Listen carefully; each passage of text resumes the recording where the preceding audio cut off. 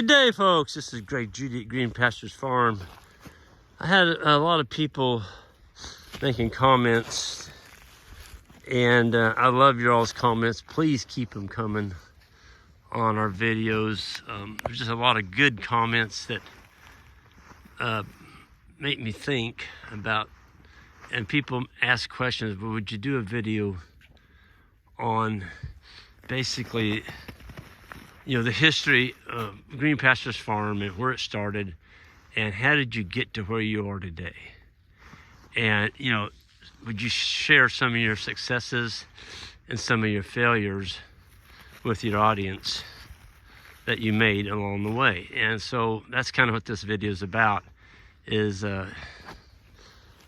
successes and failures of starting your own regenerative grazing farm. And, so we'll back up. I started this thing, very, very fortunate. You know, folks, we all go through really tough times in our life. There's times that you're just going to hit a roadblock and you just seem like, you know, there's just no way out of it. And I was in one of those places. It's not fun to even think about, but I'm going to go back to that time. And that time was 1996. I thought I had the world by the tail. I really did. You know, I had a good job in town. I'd bought a farm, making payments to my uncle. He owned or financed it. Then I bought another farm, then I bought a third farm. And so I was put them all together in one balloon payment. And it was tough, but I was doing it. Well, then the big D hit.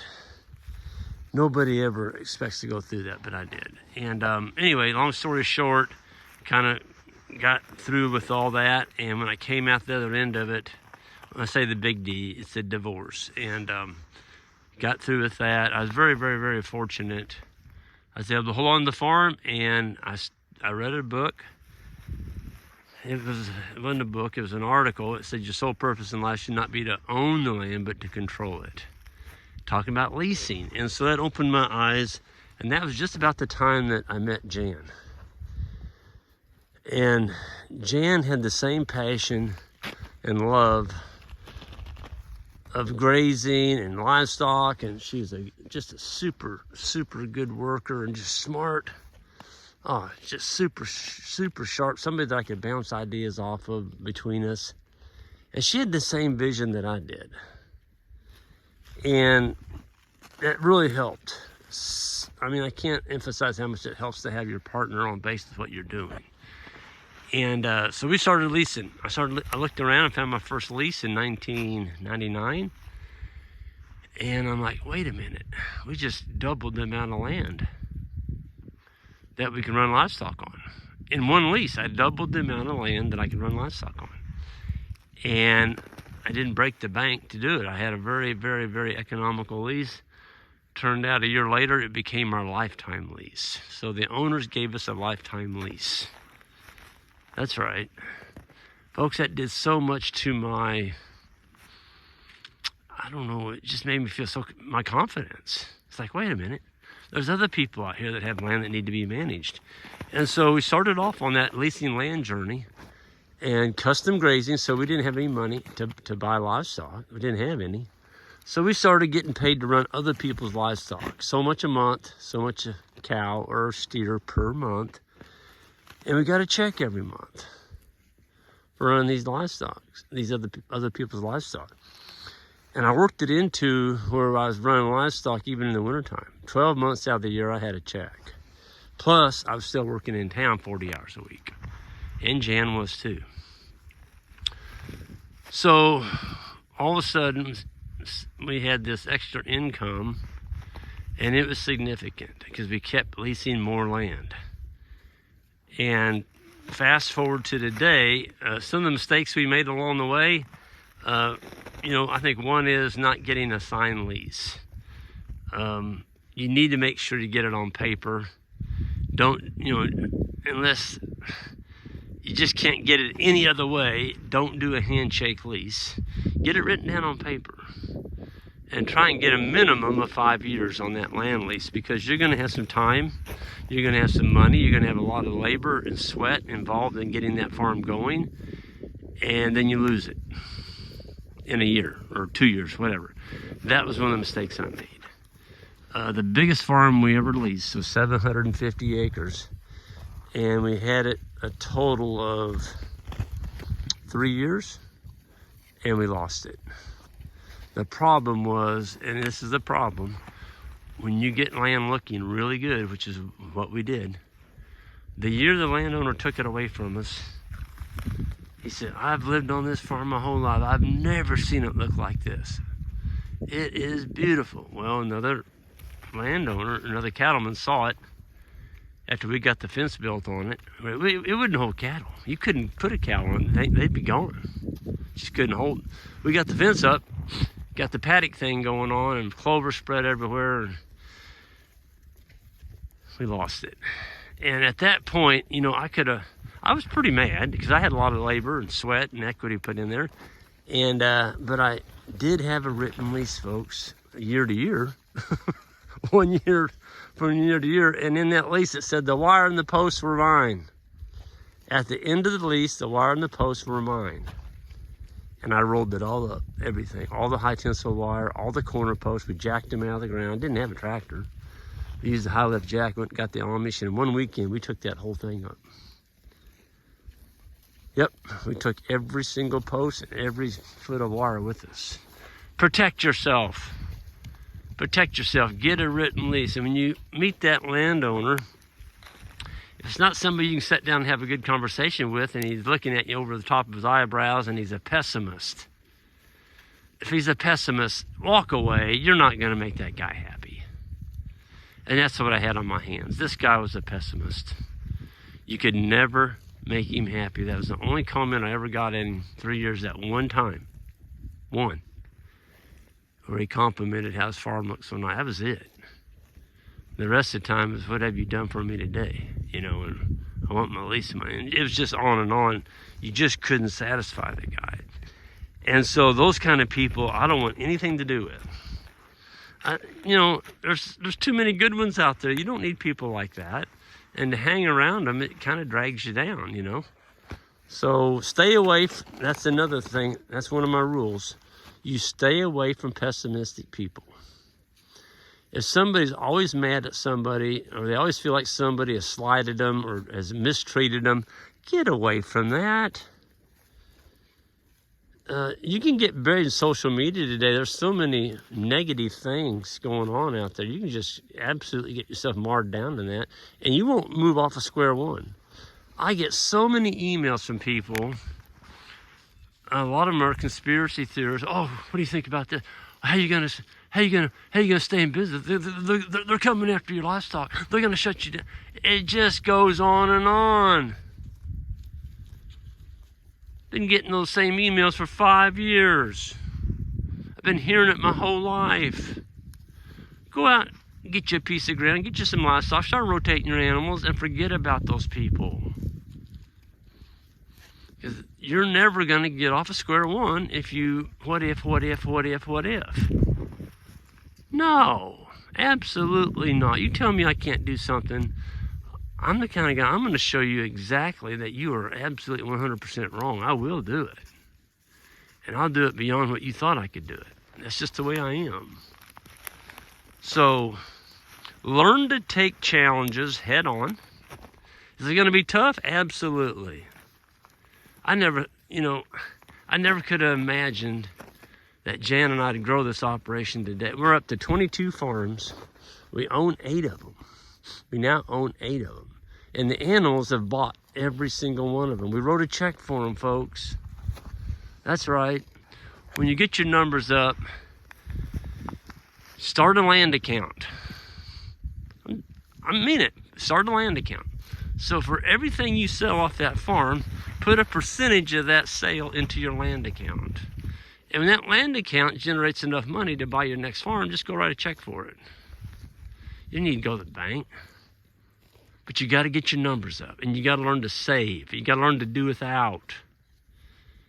So fortunate, Jan is so conservative in her spending ways. I mean, she's tight. I don't know if y'all know this, but Jan's a dumpster diver. Y'all know what a dumpster diver is? I got one. And when I met Jan, I was embarrassed. I'd be with her in town, and I'd picked her up at, we were going to meet for a date or something. She'd be in a really nice dress. She worked at university there in Missouri, Columbia. She'd have a nice dress on. She'd see something in a dang dumpster. She'd dive in that thing, drag it out, and ask me if I could put it in the back of my truck to bring it home. I was embarrassed, I'm like, Jan, get out of that dumpster. No, somebody threw something away. It was good. She couldn't stand to see something good thrown away. I've seen Jan bring home piles and piles of towels. People threw away towels. She'd bring home and wash them things and fold them and give them to the Humane Society because they're always looking for clean towels. That kind of tells you the kind of heart that Jan has. Yeah. Thank you, Jan, for being Jan. And thank you for being a very, very good wife. Everybody could be so lucky. So I'm going to keep going. So once we got custom grazing, we started saving our money. I did write my first book in 2001 called No Risk Ranching. And that kind of put us on the map. People knew what we were about, what we were doing. And there's my hand going over the phone again. Sorry about that. It's cold out here. And so that's gave me an opportunity to meet other like-minded grazers all over the United States, well, all over the world. And so I started meeting some really, really good grazers and animal nutritionists, genetics, you name it, fencing folks. And when you start, I tried to find the very best. I started seeking out the very best in their occupation, and I started taking notes. I've got a notebook at home, files and files of different conferences I went to over the years, and the notes that I took. Folks, learn to write down your notes. You can't, it kind of amazes me. People come to a conference and you look out there, nobody's taking notes. You're just sitting there listening. They get home, they're not going to retain 10% of what they heard. That's right. Most people won't. Now, some people can, but not the majority of us. You need to take notes or you're not going to remember it. And it doesn't have to be an encyclopedia. Maybe it's like 3 words to make you remind you of what that fella said. So you can go home and research that and put that in your brain. Folks, I'll say this. Your brain is like a muscle. The more you use it, the stronger and bigger it gets. And nobody can take that away from you. And in most instances, it doesn't cost anything to grow yourself in your brain power. You can do that as long as you shut the TV off. If you got that TV on in the background, you're never going to learn anything. It's a time suck. That's what it is. It distracts you from what's important. If you're in an area of your life where you really need to either, get something going, you're not going to do it watching that TV. You got to get off that thing. So some of the other mistakes that we made going forward were, we probably, by trying to save money, because we didn't spend it on a few things, it actually cost us some money. And that would be on genetics. So we bought some really cheap cattle starting out. They were cheap, and there was a reason they were cheap. They weren't South Pole. They were the bigger frame. Got them cheap at a sale barn. Brought them home, and I found out why they were cheap. They were junk. I bought somebody else's junk. So, go to herd dispersals where people are selling everything.